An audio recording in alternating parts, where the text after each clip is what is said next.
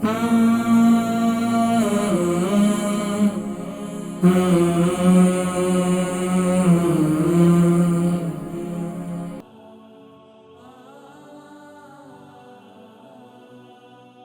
علیکم ورحمۃ اللہ وبرکاتہ۔ صاحب کیسے ہیں وعلیکم آپ؟ السلام جی، الحمدللہ میں خیریت سے ہوں، آپ ٹھیک ہیں؟ جی میں ٹھیک ہوں، میں مسز کون اوان اور کہاں سے بات کر رہے لندن سے۔ ہیں؟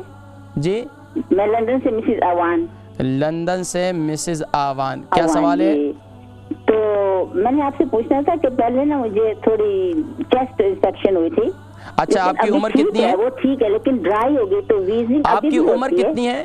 جی عمر کتنی ہے؟ عمر 60۔ وزن کتنا ہے؟ 8 وزن کتنا ہے؟ 8 کیا؟ اسٹون۔ 8 اسٹون، جی جی جی ٹھیک ہے۔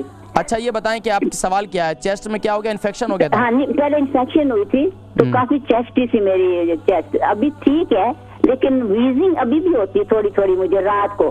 ٹھیک ہے۔ اور ابھی اس سے کاف بھی بڑی ہوتی ہے اور اتنی ہوتی ہے کہ ڈرائی بالکل ہو جاتا ہے میرا تھروٹ نا۔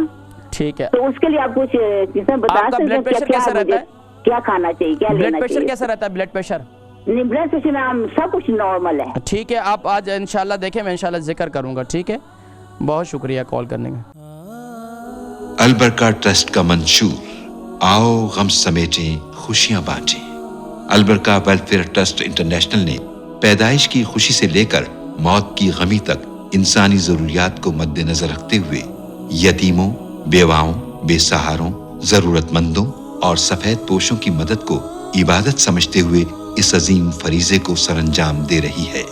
سندھ اور بلوچستان میں البرکہ ٹرسٹ آپ کی زکوٰۃ، عطیات اور صدقات کی بدولت انہیں تنہا نہیں چھوڑتا اور ان کی ضروریات کو پورا کرنے کی ہر ممکن کوشش کی جاتی ہے۔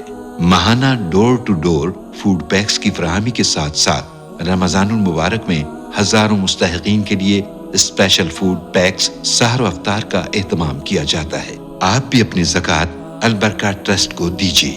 رابطہ کیجیے 0121 6677 399۔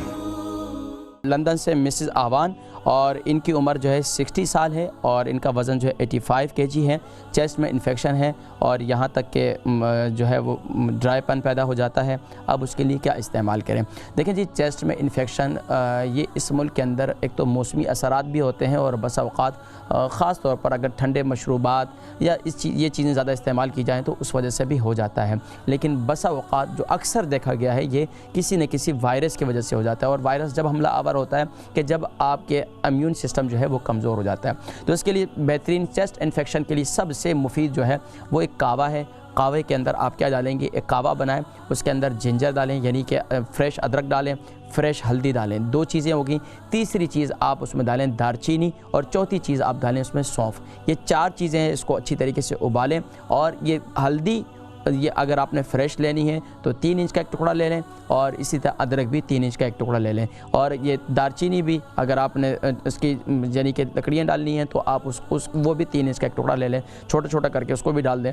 تو آپ اس کا ایک کعوہ بنائیں اور دن میں اسے کھانے کے تقریباً 30 منٹ سے 45 منٹ کے بعد جو ہے اس کو آپ پئیں۔